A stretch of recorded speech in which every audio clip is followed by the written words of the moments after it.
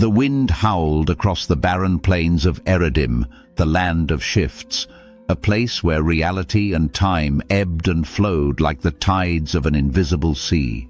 No map could chart its borders, no traveler had returned to speak of its wonders or horrors, and the very earth beneath one's feet could change with the blink of an eye. It was said that the gods themselves abandoned it after shaping the world, leaving it as a remnant, a shifting memory of their will.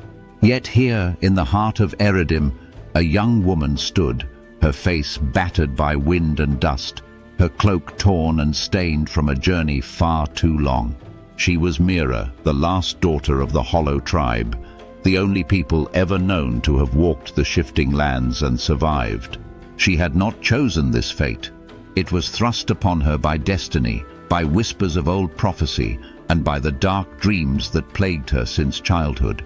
For years, Mira had been haunted by visions of a vast, forgotten city hidden within the shifting lands, a place older than any kingdom, older than time itself. The city called to her, its voice like a river in her mind, murmuring secrets that she could barely grasp. The elders of her tribe had feared this calling, for no one had ever dared to seek the lost city and returned whole. Some spoke of madness, others of death. But Mira was not like the others. She was bound to the city. It was her fate, and she knew there could be no peace until she found it. Her hand rested on the hilt of her sword, an heirloom from her mother, its edge dull but still sharp enough to kill. The shifting will begin soon, she whispered to herself, watching the horizon ripple as though the land itself were waking from a long sleep. Mira took a step forward. The earth beneath her feet trembled, then shifted, pulling her to a new landscape.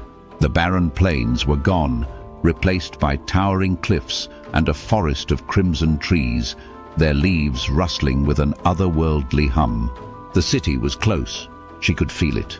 From the shadows of the trees, something stirred, watching her. Its form was hidden, but its presence was undeniable, like a breath on the back of her neck. Mira did not turn. She had known since the beginning of her journey that she was not alone. "You've come far," a voice said, echoing through the trees. Mira's hand tightened on her sword. "Show yourself." The voice chuckled, and from the darkness emerged a figure draped in a long, flowing robe. The face beneath the hood was hidden, but two eyes burned with a cold blue light. "I mean you no harm, last daughter," the figure said softly. "I have watched your journey. I have seen your struggle." Mira did not lower her sword. "Who are you?" "I am called the Watcher. I guard the path to the City of Shadows, the place you seek." The City of Shadows. Mira's breath caught in her throat. The name was familiar, though she had never heard it spoken before. It was the city of her dreams, the city that haunted her. "Why do you guard it?" she asked, her voice steady. The Watcher tilted its head. "To keep out those unworthy of its secrets, and to guide those who are destined to enter." Mira felt a chill. "What do you mean, destined?" The Watcher stepped closer, its presence growing larger, more oppressive. "You are not the first to seek the city, but you are the first who has the blood of the Hollow tribe, the first to carry the mark." Mira's heart raced. She had always known she was different, that there was something inside her that set her apart. But no one had ever spoken of a mark. "What mark?" she demanded. The Watcher raised a hand, and a soft blue light emanated from beneath its cloak. It pointed to Mira's chest. She looked down, her breath catching. Beneath the dirt and grime of her journey, a faint symbol glowed, intricately carved into her skin just above her heart. She had never seen it before.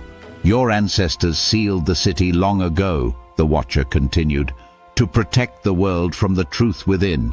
But you, last daughter, are the key. You are the one who can open the gates."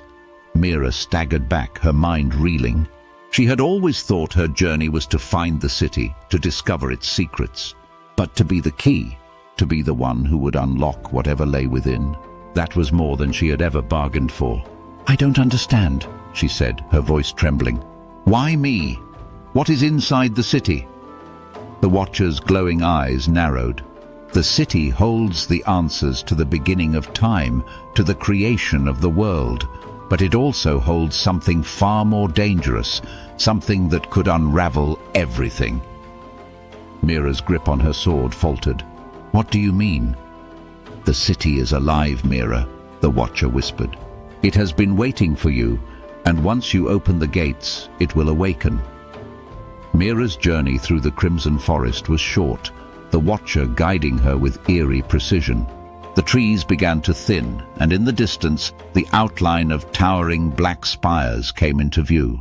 The city was vast, larger than anything she had ever imagined, its walls impossibly high and carved from a dark, shimmering stone that seemed to drink in the light. As they approached, the gates loomed before her, massive and unyielding. Symbols similar to the one on her chest were etched into the stone, glowing faintly in the dim light. "This is where I leave you," the Watcher said, its voice low. "The choice is yours, last daughter. Enter and face the truth of what you are, or turn back and let the city sleep for another eternity." Mira looked up at the gates, her heart pounding in her chest.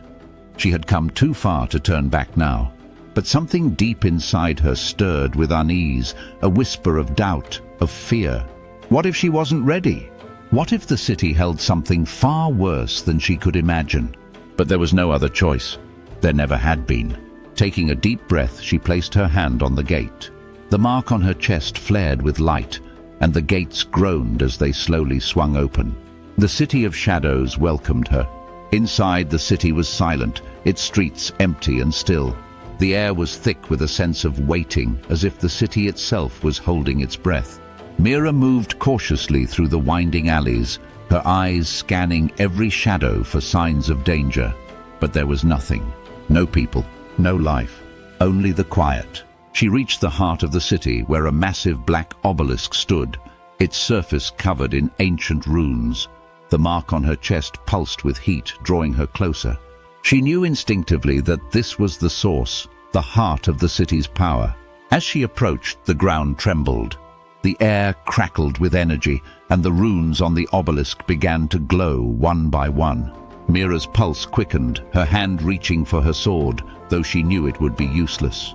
A voice echoed from the obelisk, deep and resonant, filling the empty streets.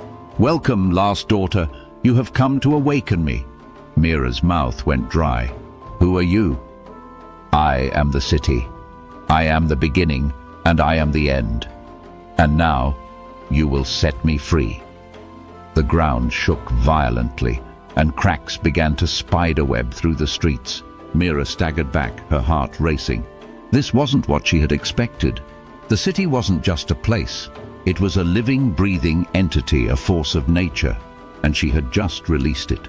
"No," she cried, backing away. "This isn't what I wanted." The voice laughed, a sound that sent chills down her spine. "You cannot stop it now. You were born for this, Mira. You are the key. And now the world will fall to the shifting lands once more." The city began to change, its walls twisting and warping, the ground beneath her feet shifting violently. Mira stumbled, her mind racing. She had to get out. She had to stop this. But as the city crumbled around her, she realized the terrible truth. There was no escape. The shifting lands were not just a place. They were the world, and the city had always been a part of her. And now she was part of it. Mira stood frozen, watching as the city consumed itself, folding into a vortex of dark energy. The mark on her chest burned with an intensity she could barely stand. Her vision blurred as the world twisted and fragmented around her. Suddenly, she was no longer standing in the city of shadows. Instead, she found herself in a grand hall, a vast chamber filled with an eerie glow. Statues lined the walls, their faces obscured, and in the center of the hall stood a massive throne made of black stone. Sitting on that throne was a figure cloaked in darkness, its eyes glowing with the same blue light she had seen in the Watcher. "You've done well, Mira," the figure said, its voice echoing with ancient power. "You've completed your task." Mira's heart raced. "What is this? What are you?" The figure smiled, a cold, cruel smile. "I am you.